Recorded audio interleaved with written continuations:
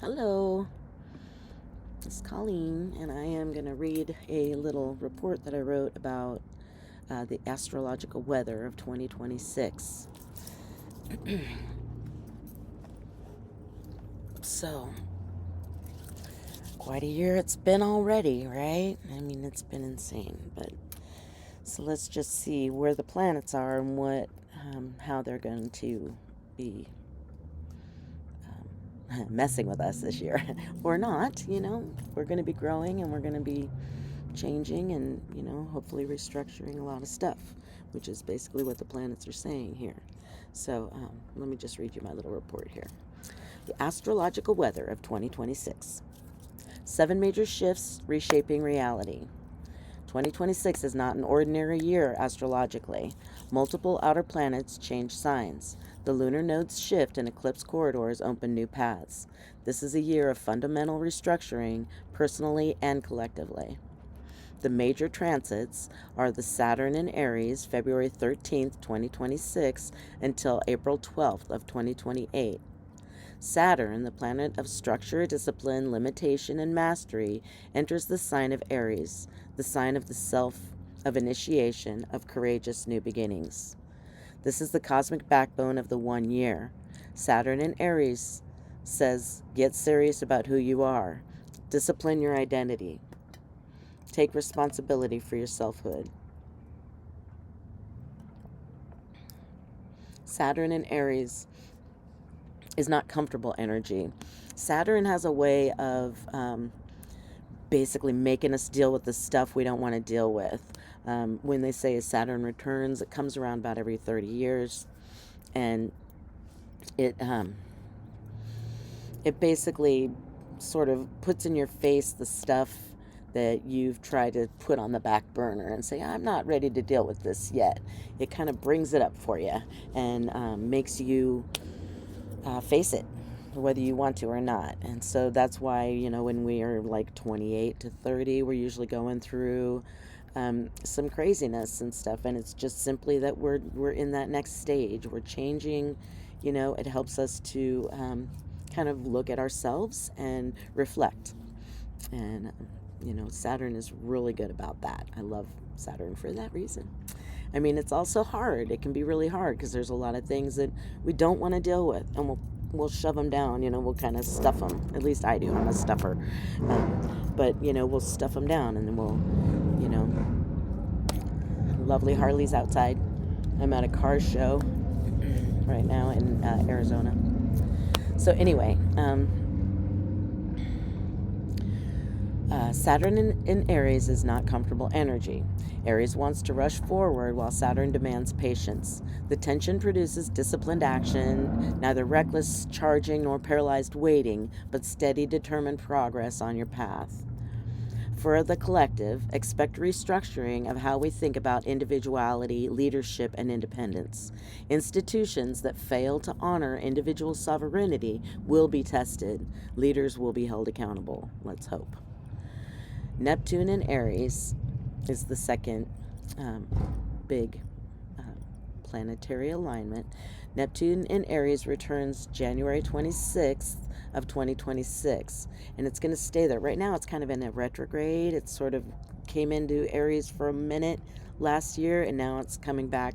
It went back into a Pisces, and now it's coming back in again. It's going to return and then stay there and move forward and into its next thing.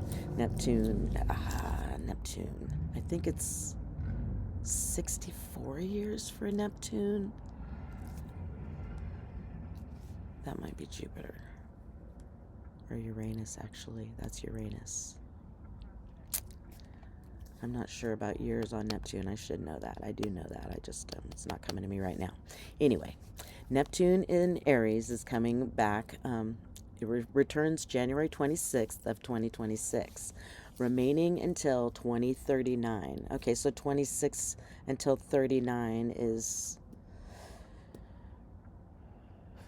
15 years. So Neptune is a 15-year cycle. And then it will be moving into Taurus. But anyway, so Neptune is a 15-year cycle, and moving into Aries on January 26th, and will remain there until 2039. Neptune, the planet of dreams, illusions, spirituality, and dissolution, settles into Aries after briefly dipping back into Pisces in late 2025, right? So it did kind of go do retrograde, like I said before. Anyway, Neptune in Aries dissolves old identities and dreams new ones into being. It spiritualizes the self, brings mystical dimension to personal identity, but can also create confusion about who you are. The warning with Neptune can deceive. Neptune deceives. In Aries, it might create false certainty, thinking you know who you are when you're actually lost in illusion. With Aries, they're sort of like they're the ram, so they're going for it. They start things, but they're not very self-aware. There's a lot of they have a hard time with introspection and looking inside of themselves, and kind of being aware of their reality. When Neptune is in Aries, it basically can deceive. It might create false certainty, thinking you know who you are when you're actually lost in illusion, like I said before. The antidote is grounding, discernment, and willingness to question even your most cherished self-concepts. So being self-aware, it's hard to do when you're in Aries or in Aries energy. But that's kind of the key. For the collective, a new spiritual vision is being seeded, one that honors the individual soul's journey. Expect new spiritual movements focused on personal awakening rather than collective doctrine. So the third planetary alignment is when Uranus is going to settle into Gemini. So it's doing the same thing. All the planets kind of came in last year for a moment and then kind of went into retrograde. Uranus was one of them, and now it's moving back in. So Uranus is going to settle into Gemini in April of this year, the 25th and 26th of 2026. So the Uranus, the planet of revolution, breakthrough, awakening, and disruption. So it's going to fully enter Gemini after its initial ingress in 2025. So the thing about Gemini is it's communication. It's the twins, right? There's a lot of duality with Gemini. It's I think one thing and I say another. Geminis are good at lying to themselves.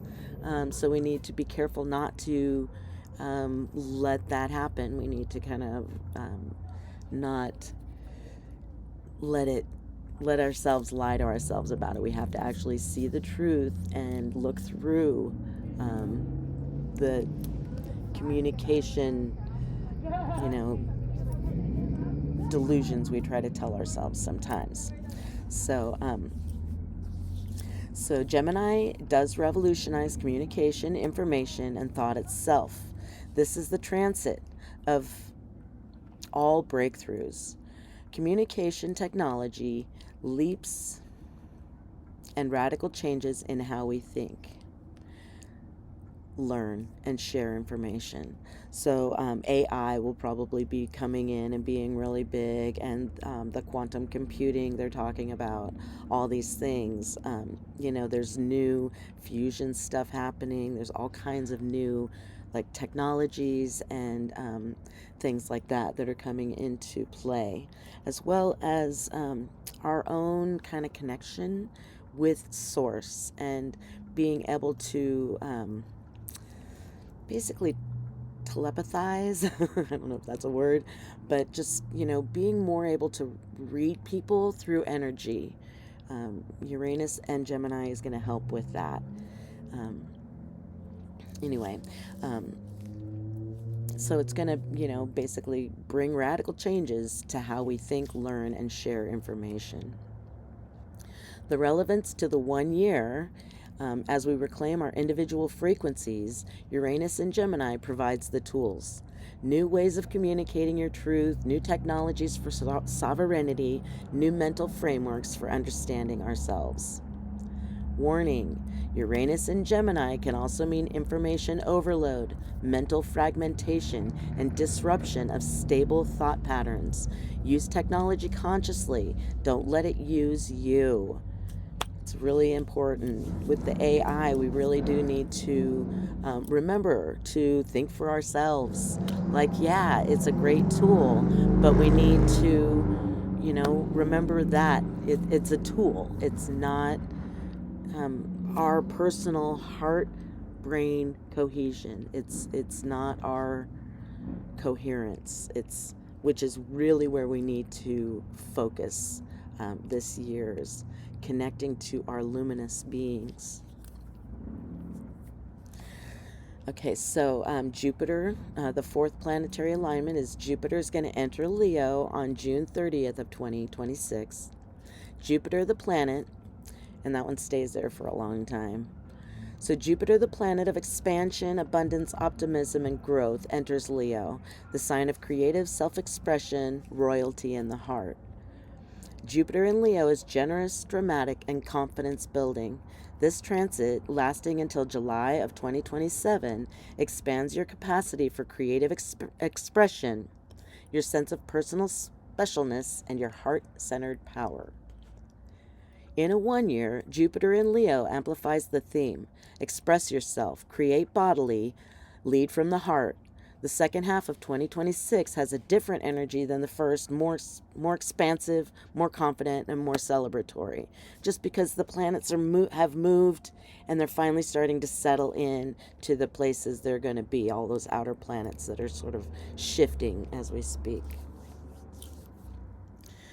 The warning for Jupiter in Leo is that it can inflate our egos. We need to be careful about our egos and our self-talk.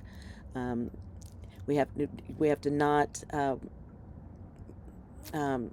Leo needs to be center stage. We need to not let our egos get in our way and our arrogance. We need to, keep our pride in check and try to be more humble. Encourage excessive pride and creates drama. Stay humble. Remember the magician. Power flows through you, not from you. The magician is the 1 year. In Tarot, the magician is the one. It's as above, so below. And the power does flow through us, the collective force of this planet. Okay, so the lunar nodes are going to shift to Aquarius and Leo on July 26th of 2026. The North Node enters Aquarius, the South Node enters Leo. This sets the eclipse axis and the collective destiny path for the next 18 months. North Node in Aquarius calls us toward collective consciousness, humanitarian values, innovation, and community. Our South Node in Leo asks us to release excessive egos, drama seeking, and our need for personal recognition. This creates fascinating tension with the 1 year energy. The numerology says, become sovereign, find yourself, lead yourself. The nodes say, now bring that self into service of the collective. The integration, individuate in order to contribute.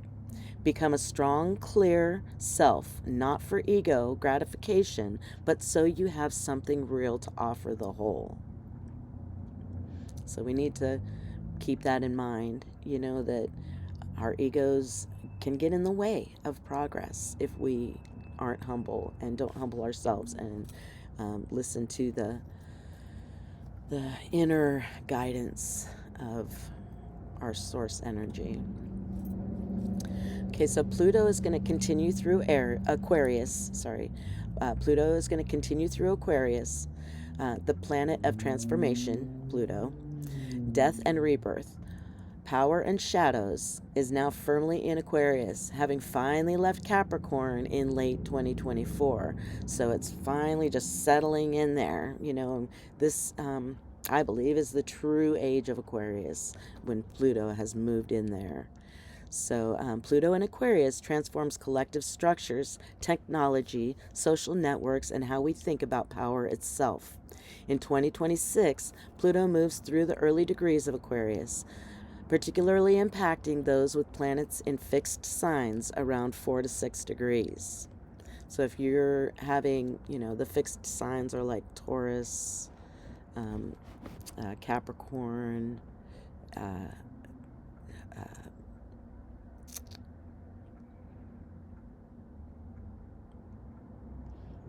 Cancer? Is it Cancer? No, I think that's the mutable. Anyway,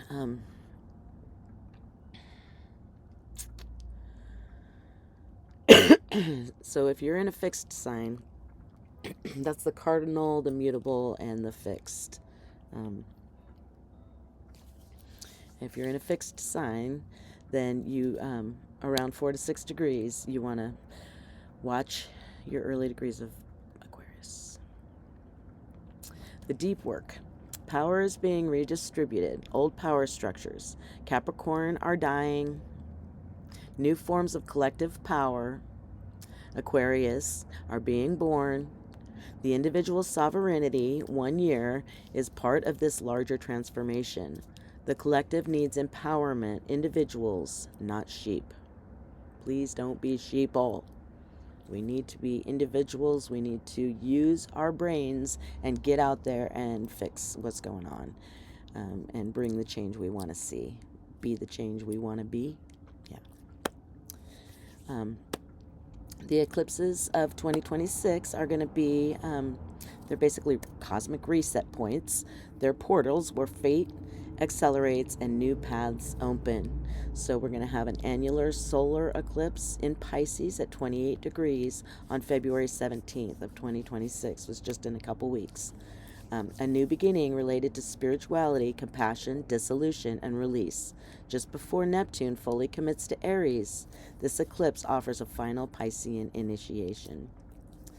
And then on March 3rd of 2026, we're going to have a total lunar eclipse in Virgo at 12 degrees. A culmination and release related to health, service, discernment, and practical spirituality. What habits, routines, or service patterns need to end? That's the question we need to ask ourselves at that point. So, anyway, that's my little report for our astrology weather, our planetary weather of 2026. And, I hope that this can help with what's going on in our world and how you face your day going forward. I really just want to pull a little Rumi card just to kind of see how's our year going to go, Rumi. How is our day? How's our year? What is our message for the year, Spirit? What's our message for the year? What do we need to think about for the year? We've got 2 messages here.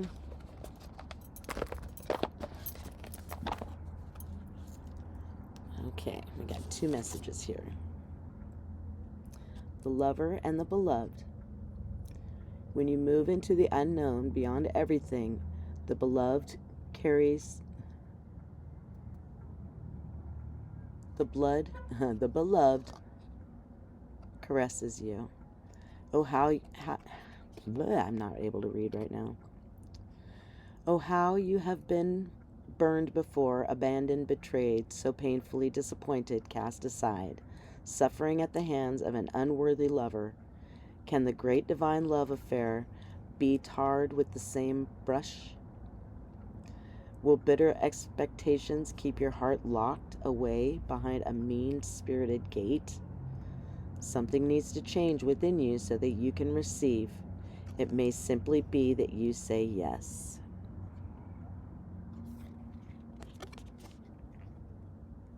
Say yes to the opportunities that are coming for 2026. Okay. The other one that came out was from nothing to everything. Oh, my friend, if you are longing to be written on, become a blank page. Sometimes you are asked to surrender a fantasy because reality is knocking at your door. It is a divine paradox that reality may deliver what you have been fantasizing about, but in an unexpected form.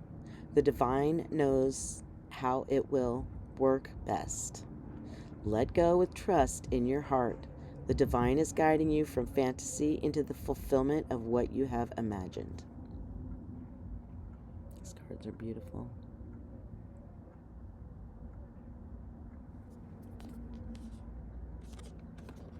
All right, so that's my little message for today. I hope you guys are having a good year. And yep, I'll be back and I'll do some readings and stuff over the year, and a little bit of astrology forecasts and numerology, and I kind of do a little bit of all of that stuff, so I will kind of dabble in a little bit of all of it for you guys. Anyway, I hope you have a great day, and yeah, I love you.